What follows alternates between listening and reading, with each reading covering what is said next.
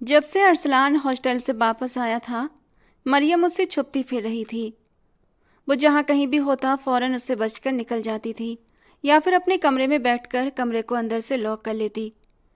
क्योंकि 2 साल हॉस्टल में रहने के बाद अरसलान की हरकतें पहले जैसी शरीफों वाली बिल्कुल भी नहीं रही थीं।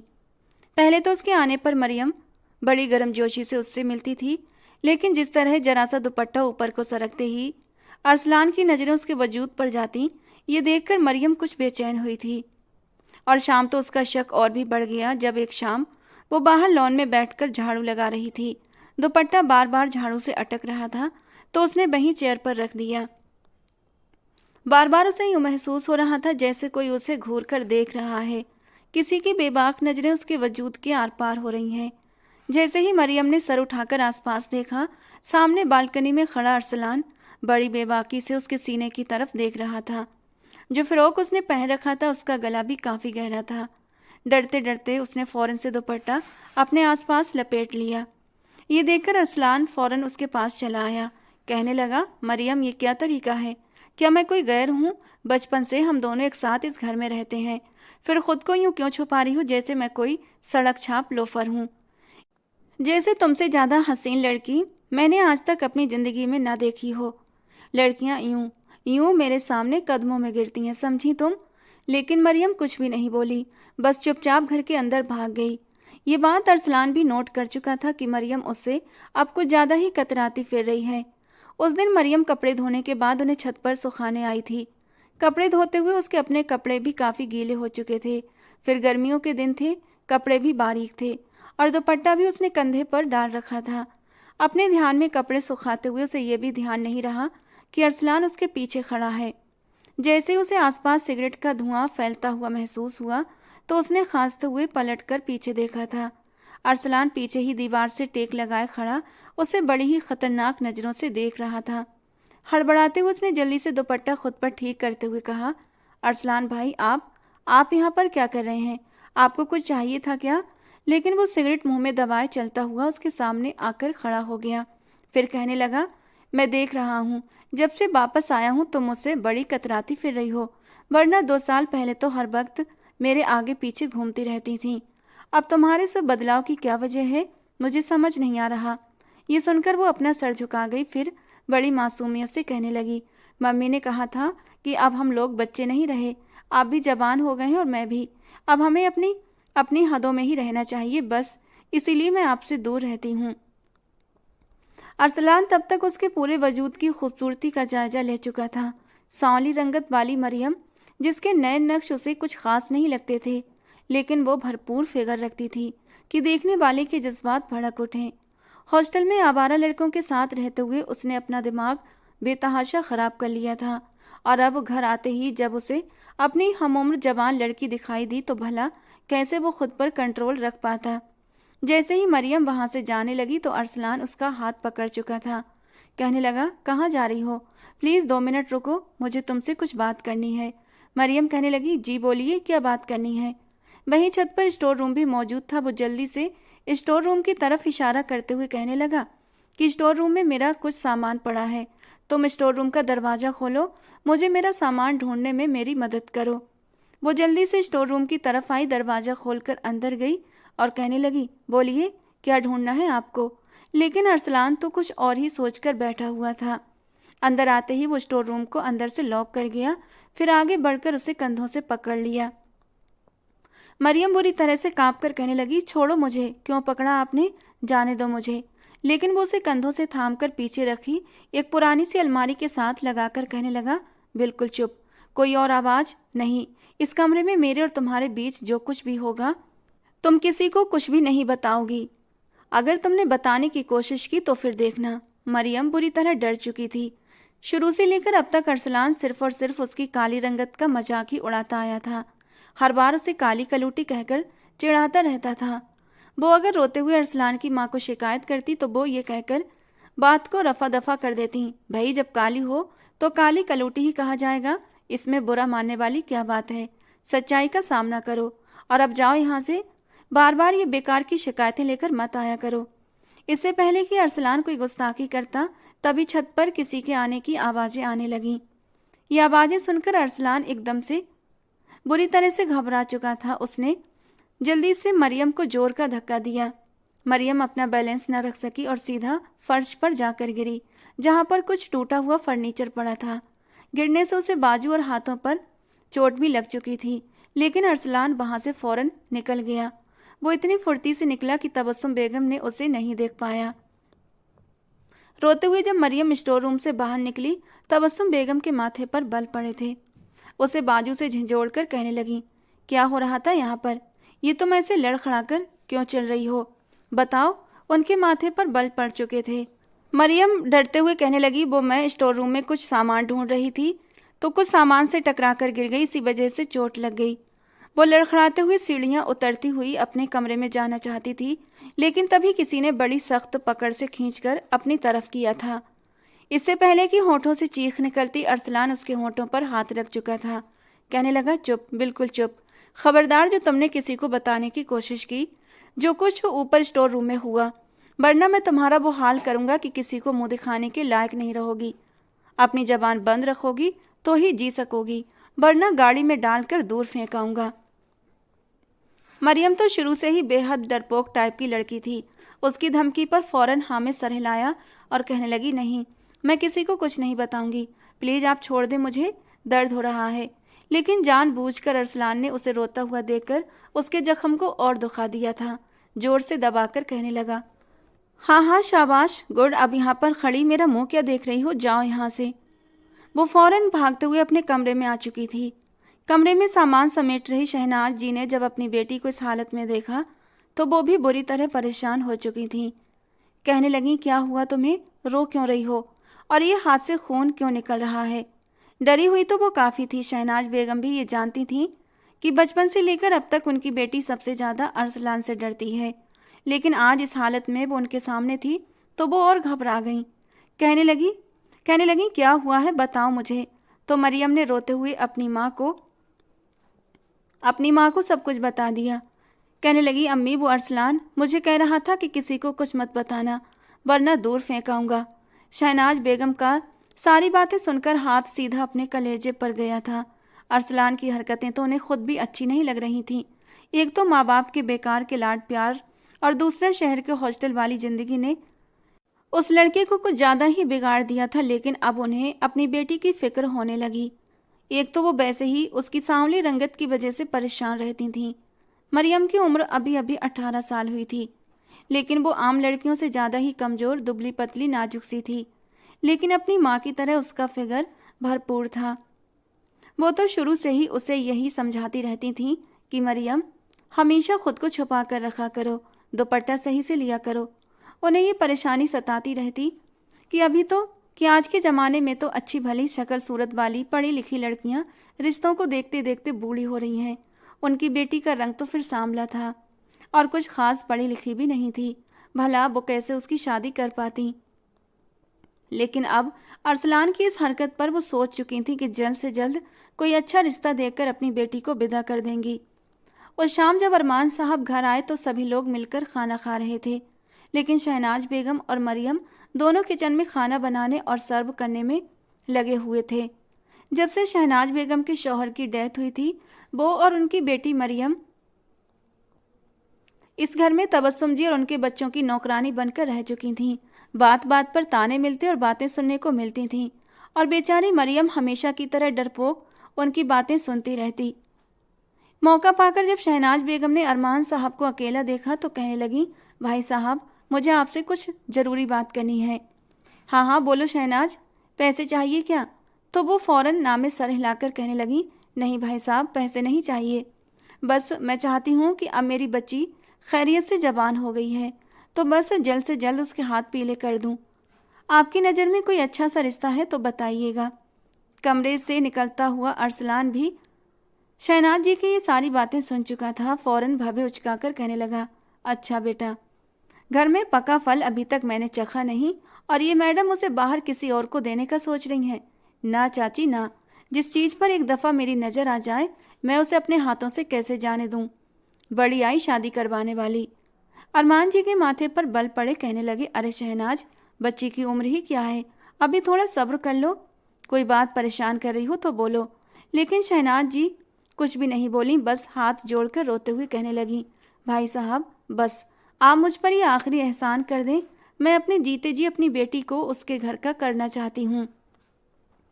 खैर अरमान जी चुप हो गए। कहने लगे, ठीक है फिर मैं देखता हूँ कोई अच्छा रिश्ता मिलता है तो फिर मैं जल्द से जल्द ही मरियम का रिश्ता पक्का कर दूंगा। कुछ दिन बाद ही रिश्ते वाले घर आ रहे थे। लड़का एक फैक्ट्री में काम करता था।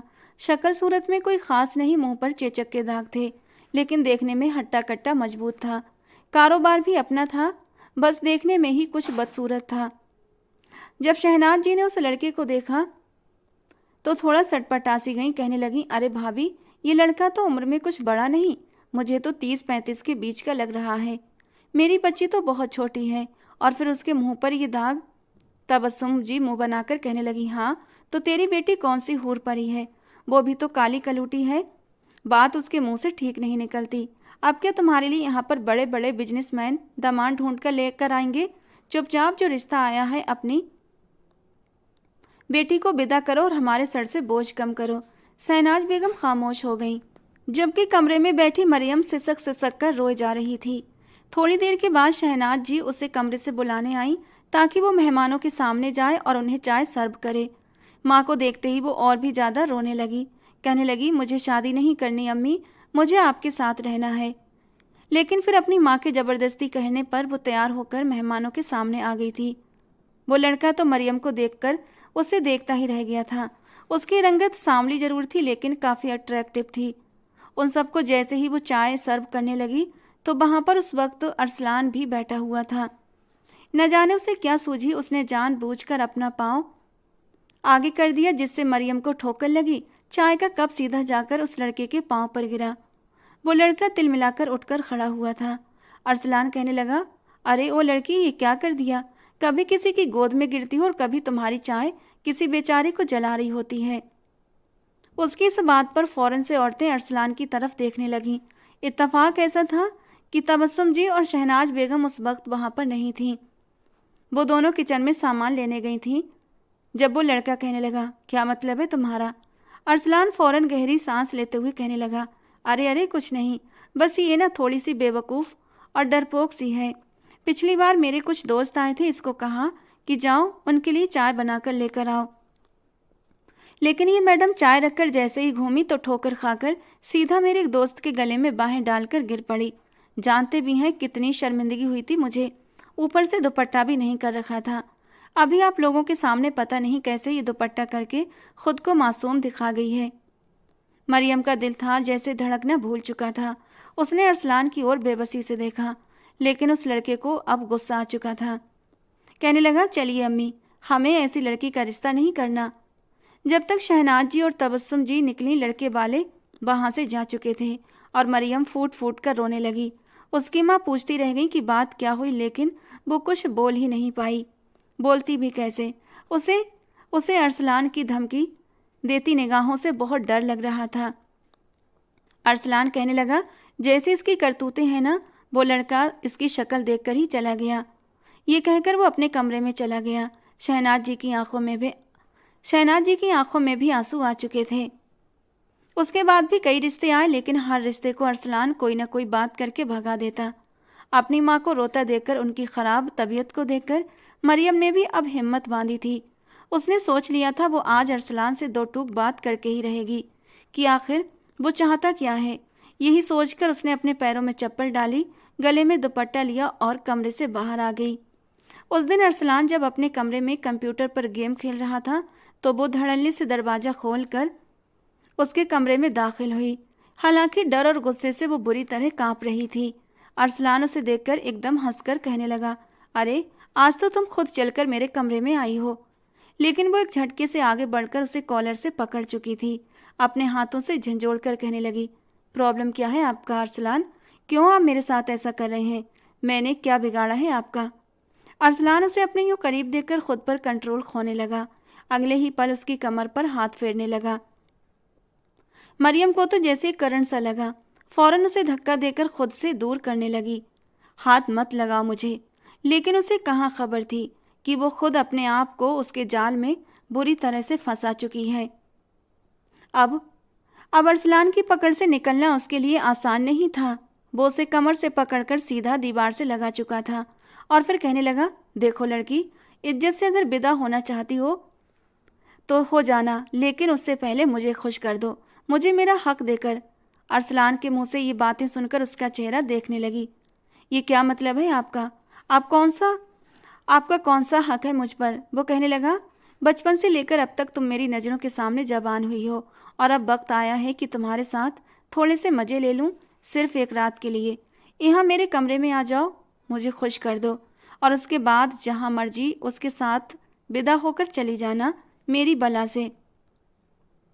ये सारी बातें सुनकर मरियम को लगा जैसे उसकी रूह में किसी ने खंजर घोंप दिया है। उसे अपना सांस रुकता हुआ महसूस हुआ।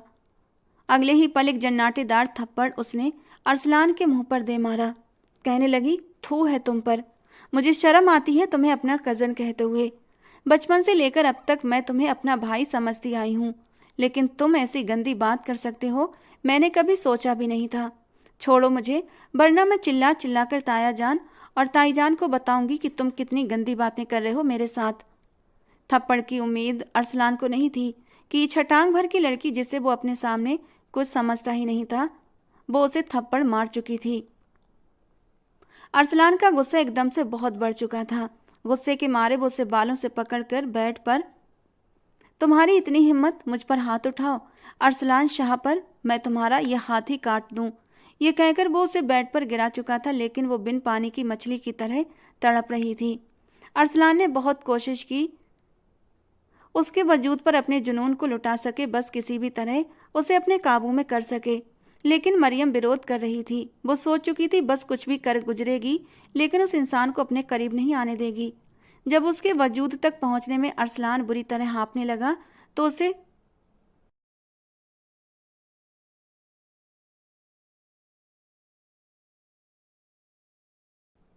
जितना तड़पाओगी ना, मैं उतना ही तुम्हें तकलीफ दूंगा, और वो तकलीफ ऐसी तकलीफ होगी कि तुम मौत मांगोगी और तुम्हें मौत नहीं मिलेगी। जानती हो मैं क्या करूंगा?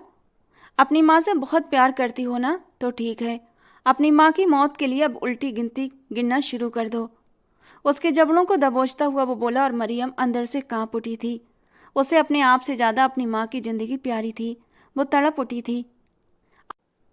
आप मुझे पाना चाहते हैं ना? उसने अपने आप को एकदम शांत और ढीला करके छोड़ दिया।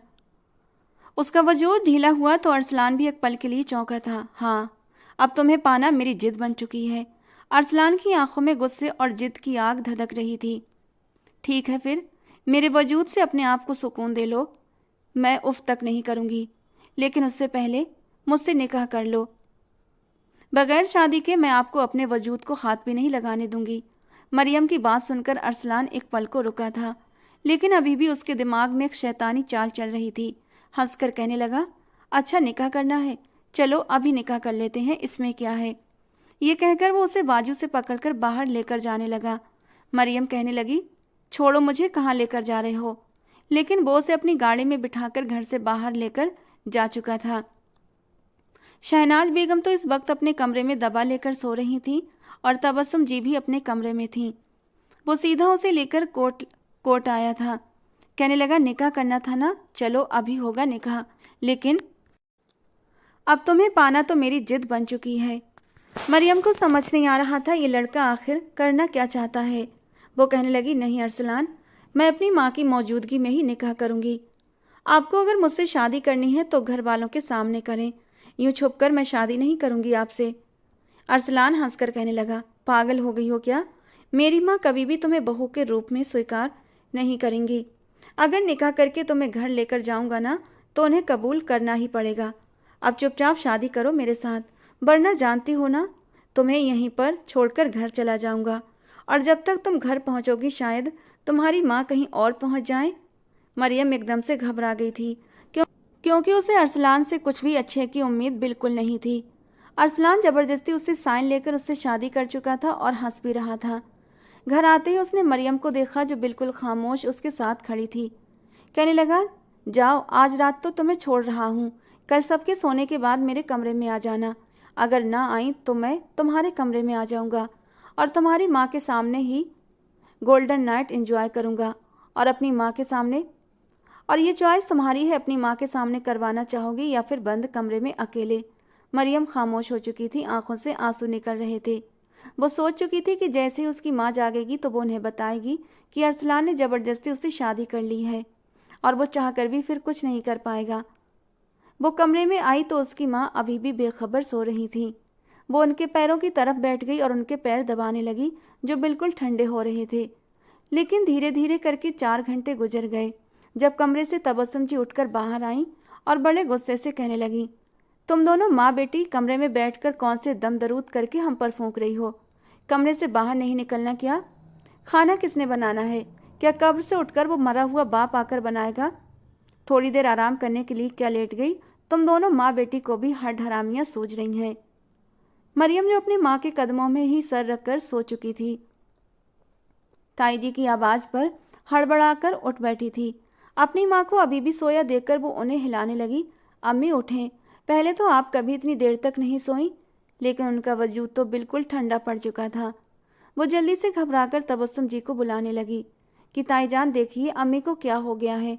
फ़ौरन उनको हॉस्पिटल लेकर जाया गया, लेकिन डॉक्टर का कहना था ये तो 5 घंटे पहले ही अल्लाह को प्यारी हो चुकी हैं। मरियम को लगा जैसे उसकी पूरी दुनिया तबाह हो गई है। अब तो माँ का साया भी सर से छिन गया था, बाप तो पहले ही जा चुका था। वो चीख चीख कर रो रही थी।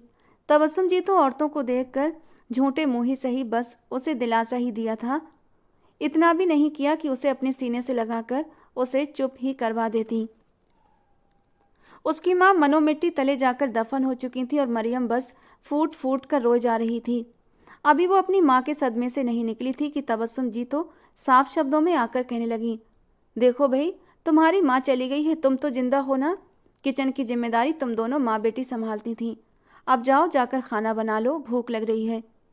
वो रोते हुए किचन के कामों में लग चुकी थी। इस बीच अरसलान ने उसके साथ कोई बात करने की कोशिश नहीं की थी, लेकिन ठीक 10 दिन के बाद एक रात जब अरसलान के जज्बात भड़कने लगे, उसके लिए खुद पर काबू पाना मुश्किल हो चुका था। मरियम अपने कमरे में बेड पर सो रही थी जब वो चुपके से उसके कमरे में आया था। दरवाज़ा अंदर से बंद करते हुए उसे सोया देखकर उसके पास ही बिस्तर पर आकर लेट चुका था और फिर धीरे धीरे उसके चेहरे पर उंगलियां फेरने लगा। अपने चेहरे पर कोई स्पर्श महसूस करके मरियम की आंखें फौरन खुल चुकी थीं। अरसलान को अपने इतने करीब देखकर वो फौरन से उठकर बैठी थी। आप यहाँ क्या कर रहे हैं? घड़ी इस वक्त रात का 1 बजा रही थी। अरसलान अपनी मदहोशी में कहने लगा, कम ऑन, रात के इस वक्त एक शौहर अपनी बीवी के पास क्या करने के लिए आएगा? आज मुझे मेरा हक दे दो। मरियम की आंखों में एकदम से आंसू आ चुके थे। कहने लगी, नहीं, जब तक आप घर वालों के सामने हमारी शादी के बारे में नहीं बताते तब तक मैं आपको अपने करीब नहीं आने दूंगी। लेकिन वो उसे खींचकर अपने करीब कर चुका था। कहने लगा, ओ शट अप, तुम्हारी डिमांड सुनने के लिए निकाह नहीं किया था मैंने, अपने आप को सुकून देने के लिए निकाह किया है, समझी तुम? अब चुपचाप जो कहूँगा वो करती जाना, वरना तकलीफ और दर्द तो मैं तुम्हें फिर बहुत दूंगा। ये कहकर वो उसके वजूद पर झुक चुका था। मरियम घबरा रही थी। पहली बार कोई मर्द उसके इतना करीब आ रहा था और वहीं अरसलान भी आज तक सिर्फ दूर से ही लड़कियों को देखकर आहें भरता आया था। आज तक किसी लड़की के इस हद तक करीब नहीं गया था। पहली बार एक लड़की के करीब जाते हुए किन किन सावधानियों का ख्याल रखना पड़ता है, उसे इन बातों का कुछ भी पता नहीं था। बिना कुछ सोचे समझे एक ही झटके से वो उसकी नाजुकी में उतरा था। मरियम को लगा जैसे दोबारा उसे दूसरा सांस नहीं आएगा। उसकी सांस उखड़ने लगा। वो एक हाथ उसके मुंह पर तो दूसरा हाथ उसकी धड़कनों पर रखे उन्हें तेजी से मसल रहा था। मरियम की हालत ख़राब होती जा रही थी। थोड़ी देर में अपना हक वसूल करने के बाद वो मरियम से अलग हुआ तो मरियम को देखकर घबरा चुका था। सारा नशा वैसे ही उसके सर से उतर चुका था और अब बिस्तर की रंग बदलती चादर फिर मरियम को यूं बिल्कुल बेसुध सा पड़ा हुआ देखकर उसे लग रहा था जैसे उसके वजूद में जान ही बाकी ना हो। ओ खुदा, कहीं से कुछ हो तो नहीं गया? कहीं ये मरवर तो नहीं गई? वो बुरी तरह से घबरा चुका था। अगर उसे कुछ हो जाता और उसकी हालत उसके माँ बाप देख लेते तो यकीनन उसे भी जिंदा नहीं छोड़ने वाले थे। वो घबराता हुआ फौरन उससे अलग हुआ, बिस्तर की चादर ठीक की और फिर उसके कपड़े ठीक किए। फिर कंबल उस पर डालने के बाद वो तेजी से निकलता हुआ अपने कमरे में आ गया। कमरे में आने के बाद उसे बुरी तरह बेचैनी हो रही थी और फिर कुछ सोचते हुए उसने अपने कुछ कपड़े बैग में डाले और फिर शहर जा चुका था। दूसरी सुबह जब उसके फ़ोन पर कॉल आई तो वो बुरी तरह घबरा चुका था, क्योंकि ये कॉल उसके पापा अरमान जी की थी। वो उठकर बैठा। एक बार उसने कॉल काटनी चाही, लेकिन जब बार बार अरमान जी कॉल करने लगे तो उसने डरते डरते फ़ोन उठा लिया था। दूसरी तरफ अरमान जी काफ़ी गुस्से में थे। अरसलान को यही लगा कि ज़रूर मरियम के साथ कुछ हो चुका है, तभी उसके पापा इतने गुस्से में हैं। लेकिन अरमान जी कहने लगे, कहाँ हो तुम? नाश्ते की टेबल पर सब तुम्हारा इंतजार कर रहे हैं, लेकिन ना तो तुम कमरे में हो ना ही तुम्हारा सामान। कहने लगा, पापा वो बस यूनिवर्सिटी की तरफ से मुझे अचानक बुला लिया गया था। अगर मैं इतनी जल्दबाजी में ना निकलता तो मेरा आज का पेपर मिस हो जाता और मुझे यूनिवर्सिटी से निकाल दिया जाता। इसीलिए मैं जल्दी जल्दी निकल आया और आपको भी डिस्टर्ब नहीं किया। अरमान जी कहने लगे, वापस कब आओगे? और अपने बाप की बात सुनकर अरसलान कहने लगा, बस 1-2 महीने लग जाएंगे, उसके बाद आ जाऊंगा। ये कहकर उसने फ़ोन बंद कर दिया। दोपहर के 12 बज चुके थे जब अभी तक मरियम अपने कमरे से ना निकली तो तबस्सुम जी के अंदर फिर से जल्लाद की रूह आ चुकी थी। गालियां बकते हुए कहने लगी, क्या माँ की तरह तू भी अपने कमरे में मर तो नहीं गई? तुझे खबर भी है कि घर के कामकाज भी करने हैं। चल, नाश्ता तो मैंने बना लिया, लेकिन बाकी घर के भी और काम होते हैं। वो धड़ल्ले से दरवाज़ा खोलकर कमरे में आई थी, लेकिन जिस तरह मरियम बिस्तर पर लेटी हुई थी उन्हें और भी गुस्सा आ गया। कहने लगी, देखो तो सही कैसे सो रही है, जैसे यहाँ की महारानी हो। एक झटके से उसके ऊपर से कंबल हटा दिया, लेकिन जैसे ही बिस्तर की हालत देखी और मरियम को देखा तो वो जैसे पत्थर हो चुकी थीं, क्योंकि मरियम ने उल्टी शलवार पहन रखी थी और कुर्ता भी यूं पहन रखा था कि एक बाजू पहना हुआ था और एक उतरा हुआ था। उसके बाद बेड पर लगे दाग देखकर तबस्सुम जी को समझते देर न लगी कि यहाँ पर क्या हुआ है। घबराते हुए कहने लगी, आय हाय, ये क्या कर दिया तूने? क्या हुआ तुझे? लेकिन मरियम तो बिल्कुल बेसुध वजूद ठंडा लिए लेटी हुई थी। वो उसे थपक थपक कर उठाने लगी, मगर उसे होश नहीं आ रहा था। साफ जाहिर हो रहा था कि रात के अंधेरे में उसके साथ कुछ हो चुका है। अरमान जी भी काम पर जा चुके थे और अगर वो उसे अस्पताल लेकर जाती तो बहुत कुछ हो सकता था। नौकरानी को कहकर उन्होंने घर पर ही एक लेडी डॉक्टर को बुला लिया। लेडी डॉक्टर ने जब उसे चेक किया तो कहने लगी, जिस तरह इसकी हालत है ना, ऐसा लगता है कि किसी ने इसके साथ ज़बरदस्ती की है। हमें फ़ौरन इन्हें अस्पताल लेकर चलना होगा और वहाँ पर इनके कुछ टेस्ट करने होंगे। ये सुनकर तबस्सुम जी के माथे पर बल पड़े। कहने लगी, नहीं नहीं, इस सब की कोई ज़रूरत नहीं। तुम बस इसको दवा दो ताकि ये होश में आ जाए। बाकी ऐसी कोई परेशानी की बात नहीं। डॉक्टर जब बार बार कहने लगी तो तबस्सुम जी ने 50,000 रुपये निकाल कर उसके हाथ पर रख दिए। फीस मिल गई ना, अब चुपचाप जाओ यहाँ से और अपना मुंह भी बंद रखना। दवा देने के बाद मरियम को होश आ चुका था। अभी भी उसका बदन दर्द से टूट रहा था। रात के होने वाले पल याद करती वो फूट फूट कर रोने लगी। लेकिन तबस्सुम जी ने जैसे ही उसके रोने की आवाज़ सुनी, फौरन से भागकर उसके कमरे में आई थीं और एक जोरदार थप्पड़ उसके मुंह पर मार दिया।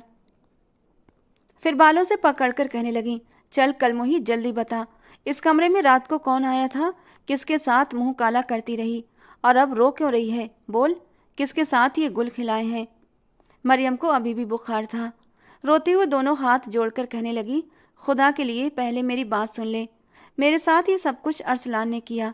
आप अरसलान से पूछें, क्योंकि उन्होंने मेरी ये हालत की है। अरसलान का नाम सुनते ही तबस्सुम जी को और भी गुस्सा आया। कहने लगी, झूठ बोलती है, मेरे बच्चे पर इल्ज़ाम लगाती है। अरे तो जैसी कलमुही को तो वो अपने पैरों की जूती के बराबर भी नहीं समझता। आने दो तुम्हारे ताया को। तुम्हारे इन काले करतूतों के बारे में मैं उन्हें बताती हूँ कि जल्दी जल्दी तुम्हें इस घर से चलता करते हैं। तुम्हें इस घर में और रखा तो न जाने अब क्या क्या झेलना पड़ेगा।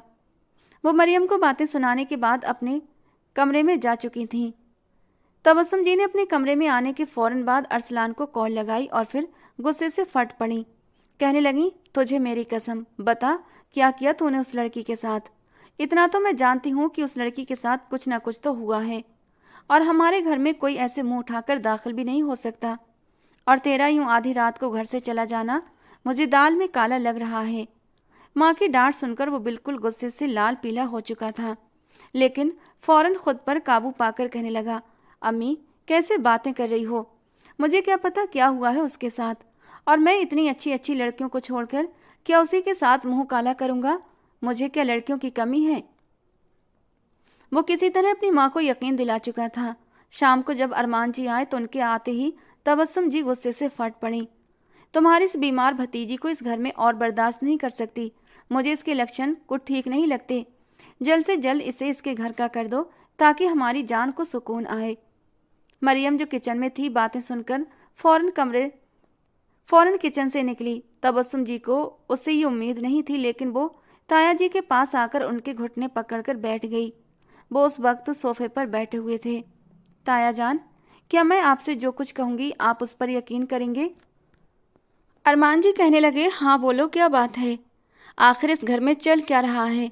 रोते हुए मरियम ने उन्हें सब कुछ बता दिया।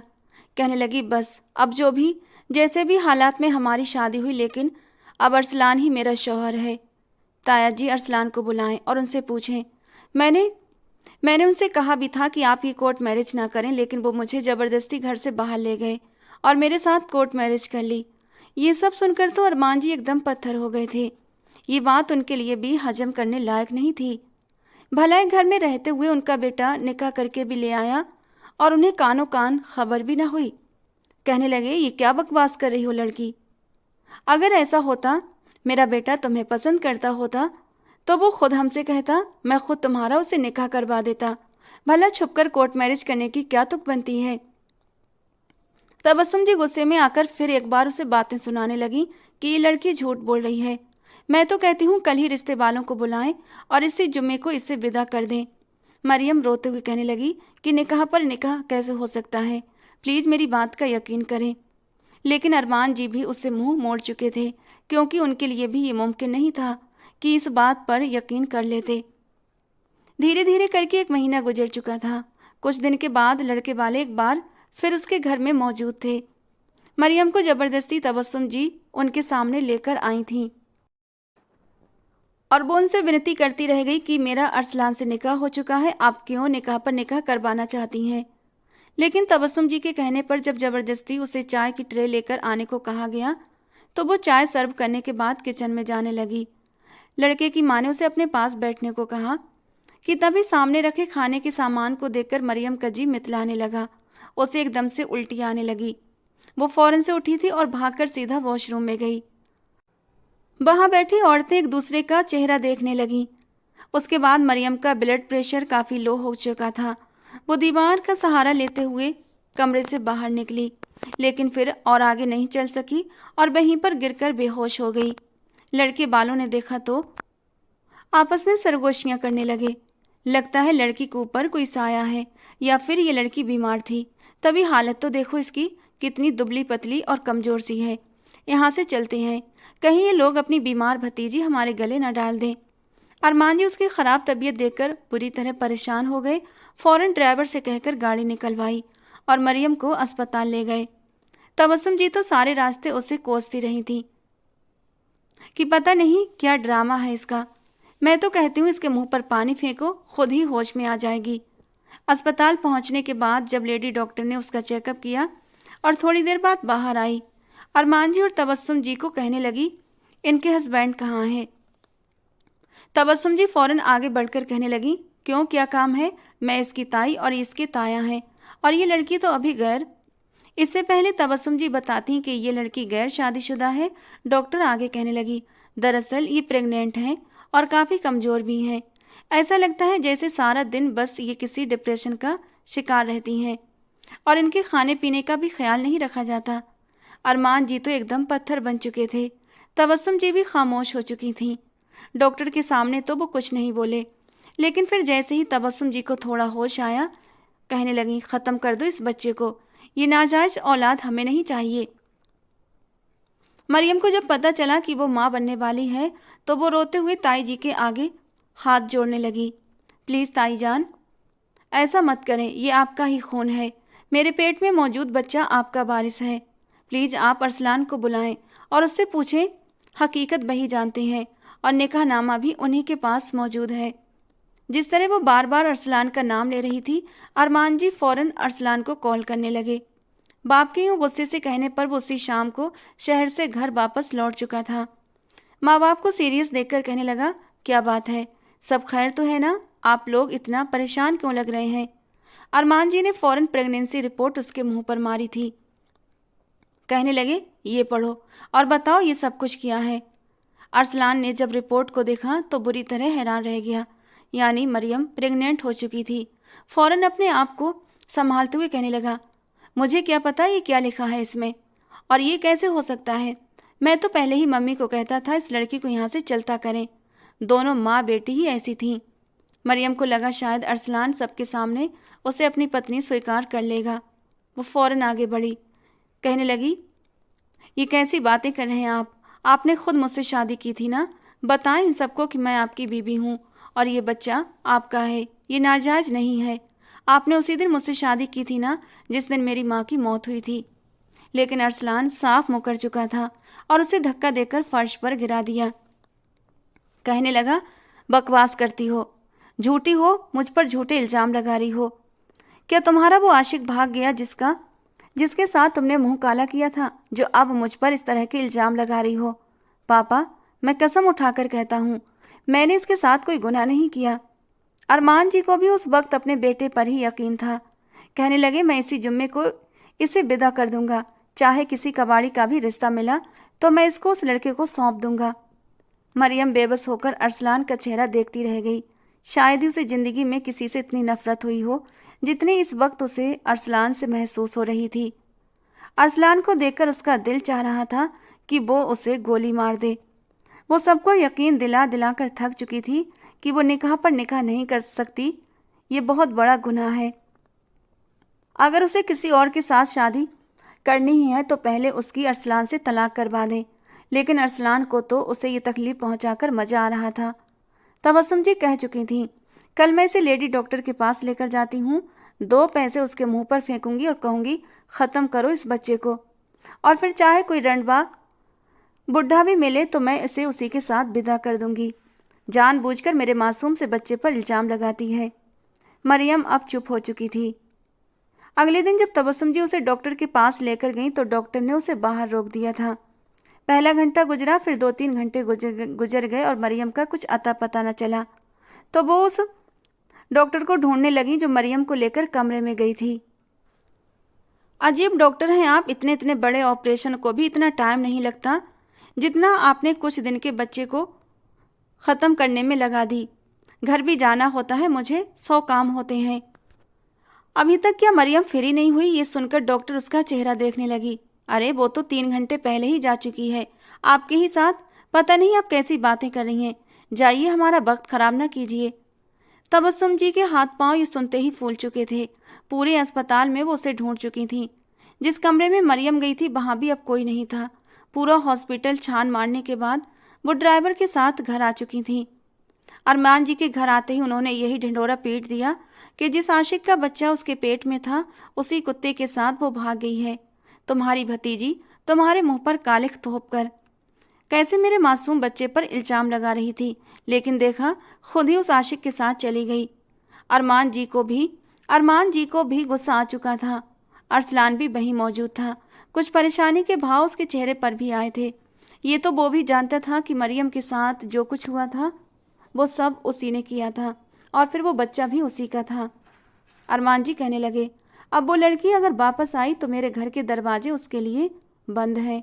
मेरे लिए मेरे भाई और भाबज के साथ वो लड़की भी मर चुकी है।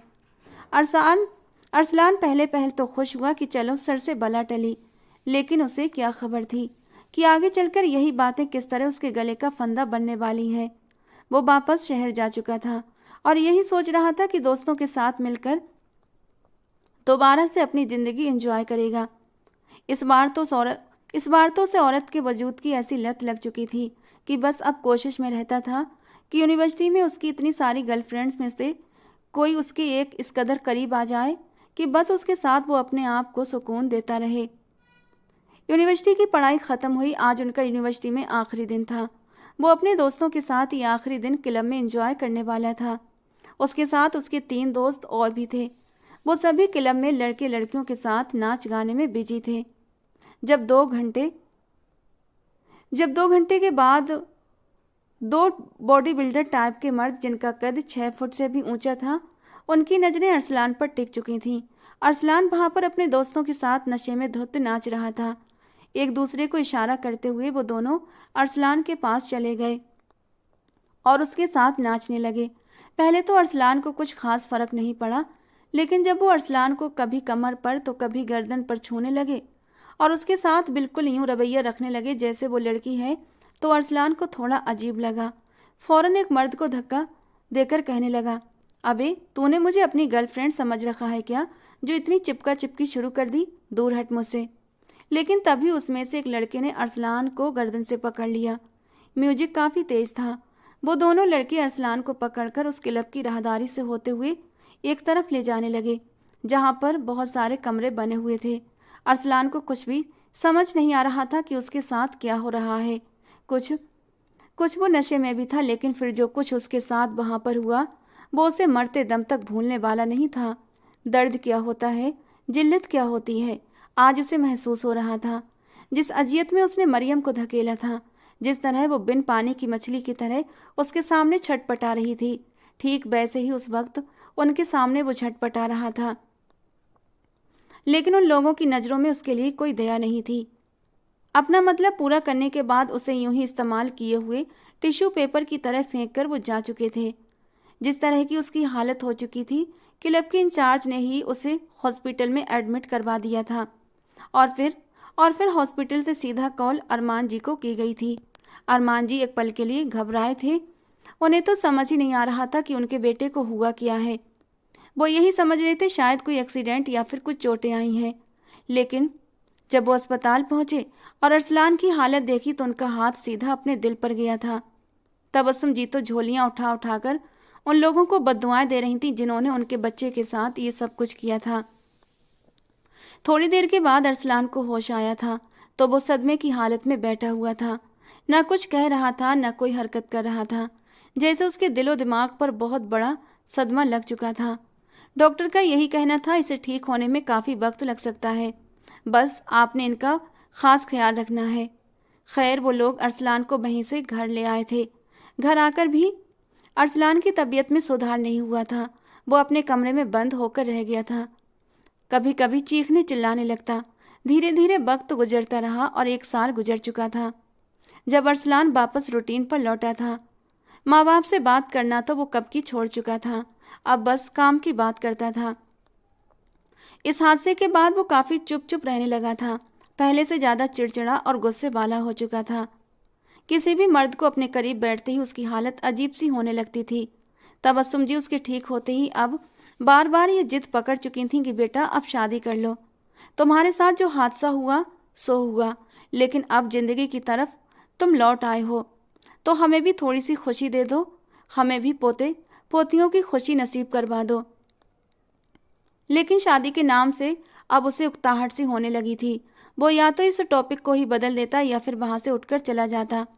अभी अभी जब अरमान जी ने उसे शादी की बात की तो वो गहरी सांस लेकर रह गया।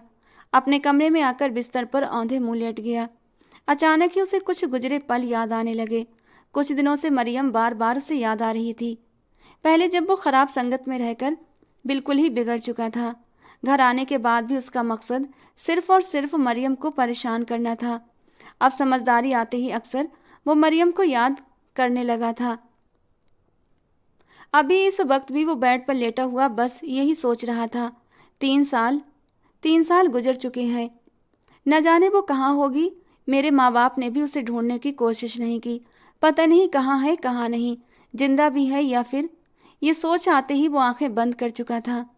वो उसके साथ बहुत गलत कर चुका था, लेकिन अभी भी उसका दिल ये मानने को तैयार नहीं होता था। एक लंबा अरसा खामोशी की नज़र हो चुका था। 5-6 साल गुजर जाने के बाद तबस्सुम जी भी अब काबू से बाहर हो चुकी थीं। ये खाली खाली खामोश घर अब उनको काटने को दौड़ रहा था। सोचती थी पता नहीं किसकी नज़र उनके घर को लग गई है। कितनी रौनक हुआ करती थी मेरे घर में, लेकिन अब तो बहू आएगी तभी इस घर में रौनक आएगी। उनकी किसी जानने वाली ने एक अच्छा रिश्ता बताया था। लड़की डॉक्टर थी और बेहद खूबसूरत थी। लड़की की तस्वीर जब तबस्सुम जी ने देखी तो देखने के बाद वो तो अटल हो चुकी थीं। बस ऐसे ही लड़की को वो बहू बनाकर अपने घर लाएंगी।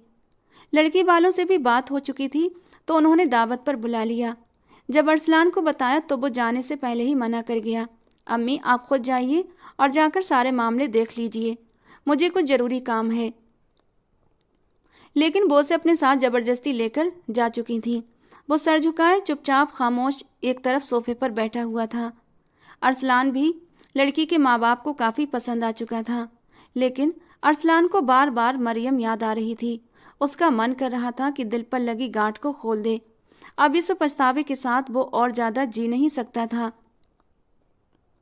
वो चाहता था कि अपने माँ बाप को बता दे कि उसके डिप्रेशन की वजह कोई और नहीं बल्कि मरियम है। जो इल्ज़ाम उस पर लगाए गए थे वो सब झूठे थे। अभी वो ये सोच रहा था जब लड़की की माँ ने लड़की को बुलाया। देखने में वो लड़की भी अच्छी खासी खूबसूरत थी, लेकिन अरसलान ने उस पर एक नज़र भी नहीं डाली।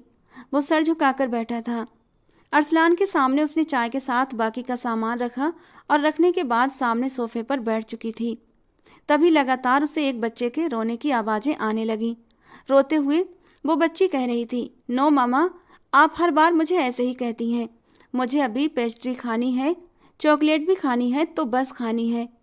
आपने मुझसे बोला था ना कि आप मुझे समोसे भी देंगी, लेकिन आपने सारी चीज़ें उन गंदे से अंकल के लिए भेज दी। उस बच्ची के ये शब्द जब अरसलान के कानों में पहुंचे तो वो बच्ची उसे काफ़ी प्यारी सी लगी। चेहरे पर अचानक से ही मुस्कुराहट आई थी तभी शायद अपनी माँ से खुद को छुड़वाकर एक बच्ची भागती हुई बाहर आई थी और अगले ही पल अरसलान के सामने पड़े हुए प्लेट से उसने एक हाथ में 3-4 चॉकलेट उठाई, दूसरे हाथ से समोसा उठाया और एक चॉकलेट झट से मुंह में डाल लिया। जैसे ही अरसलान की नज़र उस बच्ची पर पड़ी तो वो उसे देखता ही रह गया। उसके तीखे नैन नक्श और फिर गहरी काली आंखें। अभी वो ठीक से उस बच्ची को देख भी नहीं पाया था कि तभी एक आवाज़ उसके कानों से टकराई थी, सॉरी सॉरी, मैं माफ़ी चाहती हूँ, ये पता नहीं क्यों इतनी जिद्दी हो गई है, जरा भी मैनर्स नहीं इसको, मैं माफ़ी चाहती हूँ आप लोगों से। कहते हुए फ़ौरन उस बच्ची को बाजू से पकड़कर झंझोड़ चुकी थी। उसे बच्ची को यूँ झंझोड़ता देखकर अरसलान के दिल को कुछ हुआ था। कहने लगा, ये क्या कर रही हैं आप इसके साथ, हाथ छोड़िए बच्ची का, बच्ची है वो। लेकिन जैसे उसकी नज़र चेहरे पर पड़ी वो एकदम पत्थर बन गया। तबस्सुम जी के हाथ से तो चाय का कप गिरते गिरते बचा था, क्योंकि वो कोई और नहीं बल्कि मरियम थी। मरियम ने जब अरसलान को देखा और फिर सामने सोफे पर बैठी तबस्सुम जी को, तो उसे भी एकदम से सांप सूंघ गया था। बच्ची तो तब तक मौका पाकर वहाँ से भाग चुकी थी। सामने बैठी एक औरत सुरैया बेगम कहने लगी, क्या मरियम तुम भी ना हर वक्त बच्ची को डांटती रहती हो, अगर कुछ खाने के लिए ले भी गई तो क्या हुआ, इतना सारा सामान तो है। मरियम वहाँ से सीधा किचन में जा चुकी थी। 5 साल बाद अपने सामने उन सबको देखकर उसे लगा जैसे उसका दम घुट जाएगा। तबस्सुम जी और अरसलान को यूं पत्थर बना देखकर सुरैया बेगम कहने लगी, एक्चुअली ये लड़की मरियम भी मेरी अपनी सगी बेटी जैसी है। कुछ साल पहले ये बेचारी अकेली लाचार थी। मेरी एक दोस्त जो कि डॉक्टर है, उसने इसे मुझे दिया था कि इसे घर के काम काज के लिए रख लो, लेकिन ये बच्ची माशाअल्लाह से मुझे इतनी अच्छी लगी कि ये मुझे बिल्कुल अपनी बेटी जैसी प्यारी हो गई है। तबस्सुम बेगम के तो हाथ पांव बुरी तरह फूल चुके थे।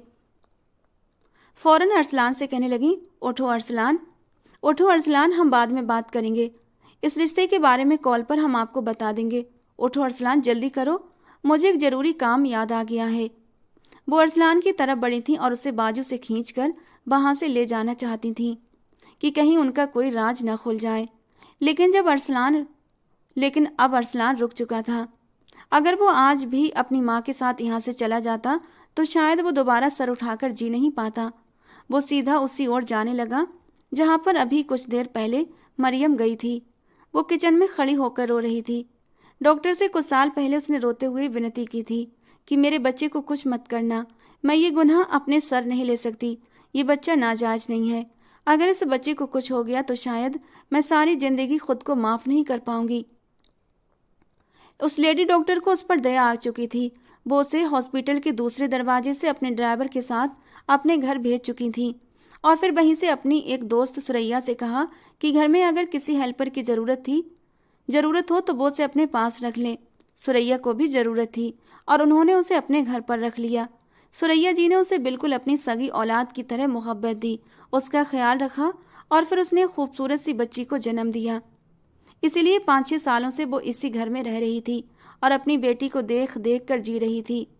आज अचानक अरसलान को यूं सामने देखकर वो बुरी तरह से रो पड़ी थी।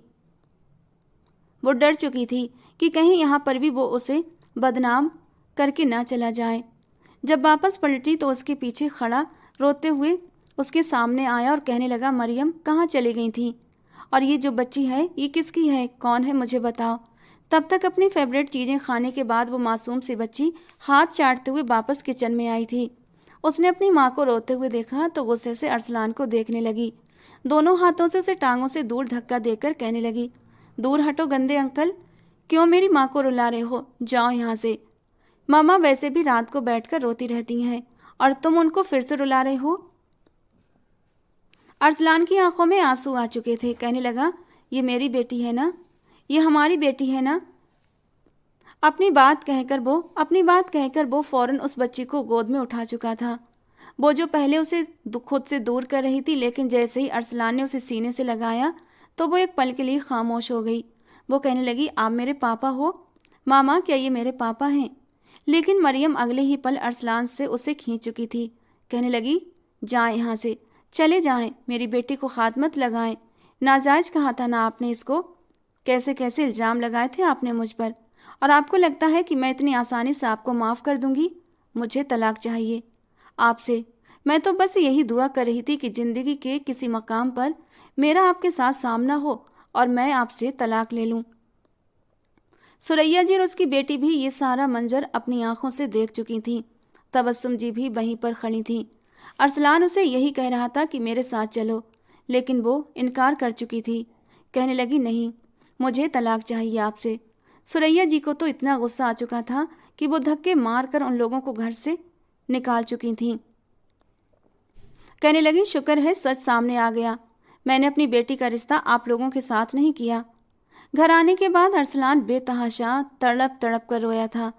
अपने माँ बाप के सामने रोते हुए उसने अपनी गलती मान ली कि उसने ही मरियम से कोर्ट मैरिज की थी।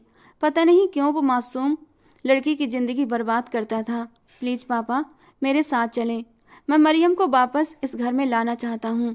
वो मेरे बच्चे की माँ है, मेरी बीवी है। मैं अपनी गलतियों की भरपाई करना चाहता हूँ। मगर इससे पहले ही उनके घर कोर्ट की तरफ से लेटर पहुँच चुका था। मरियम ने तलाक का केस दायर कर दिया था। वो डरी सहमी डरपोक सी मरियम कहीं से भी नहीं लग रही थी। अरसलान ने यही कहा कि मैं मरियम के साथ रहना चाहता हूँ, उसे तलाक नहीं देना चाहता। लेकिन मरियम साफ इनकार कर चुकी थी कि मैं उस इंसान पर भरोसा कर ही नहीं सकती। ना ही मुझे अपने ताया और ताई पर यकीन है, जिन्होंने पहले मुझे इस कदर जलील किया। अब क्यों उनके घर जाऊं? क्या ये मुझे अपनाएंगे? वो सबके सामने घुटनों के बल बैठकर मरियम से माफ़ी मांग रहा था। मरियम ने जब उसे बच्चों की तरह यूं तड़प तड़प कर रोते देखा तो गहरी सांस लेकर कहने लगी, अरसलान, मैं तुम्हें माफ़ तो कर दूंगी, लेकिन तुम्हारे साथ कभी भी नहीं रहूंगी। अगर तुम चाहते हो कि तुम्हें माफ़ी मिल जाए तो मुझे तलाक दो। बेबस होकर अरसलान को मरियम को तलाक देना ही पड़ी और वो अपनी बेटी को लेकर कोर्ट से बाहर जा चुकी थी। 6 सालों में पहली बार उसे सुकून महसूस हो रहा था और उसमें सुरैया जी और ईमान ने उसका बहुत साथ दिया था। उसे घर में जब से मरियम रह रही थी, सुरैया जी का भांजा भी वहीं रहता था। साथ ही अपनी खाला की विनती कर चुका था कि मेरी शादी मरियम से करवा दें। तलाक के बाद सुरैया जी ने मरियम से अपने भांजे का जिक्र किया, जो कि एक फैक्ट्री का मालिक था और बेहद अच्छा सुलझा हुआ लड़का था। मरियम ने भी इस रिश्ते के लिए हाँ कर दी, क्योंकि वो फराज को बहुत अच्छे से जानती थी। उसकी बेटी को बिल्कुल अपनी सगी बेटियों की तरह मोहब्बत करता था, उसका ख्याल रखता था। और यूं मरियम की शादी फराज से हो चुकी थी, जबकि अरसलान, वो तो सारी ज़िंदगी बस पछतावे के लिए रह चुका था। अरमान जी इसी गम में बिस्तर से लगे और फिर दुनिया से चल बसे। तबस्सुम जी भी बस बैठकर खुद को कोसती रहती हैं कि क्यों मैंने उस मासूम लड़की और उसकी माँ पर इतने जुल्म किए। अरसलान को डिप्रेशन की वजह से अक्सर दौरे पड़ने लगे थे। वो खुद को नुकसान पहुंचाने की कोशिश करता रहता। उसकी हालत देखकर भला कौन उसे अपनी लड़की देता, जबकि वहीं मरियम फराज के साथ एक हंसी खुशी भरी जिंदगी में आगे बढ़ चुकी थी। उसने न सिर्फ मरियम बल्कि उसकी बेटी को बिल्कुल सगे बाप की तरह प्यार किया, उसकी हर ख्वाहिश को पूरा किया। मरियम की जिंदगी से सारे गम छट चुके थे और दोनों हंसी खुशी अपनी जिंदगी में आगे बढ़ने लगे। तो दोस्तों, आज की हमारी कहानी आपको कैसी लगी कमेंट बॉक्स में ज़रूर बताना। पसंद आई हो तो प्लीज़ लाइक करना। ऐसी और कहानियों के लिए हमारे चैनल को सब्सक्राइब करना। मिलते हैं दोस्तों अगली किसी नई और रोमांटिक सी कहानी के साथ।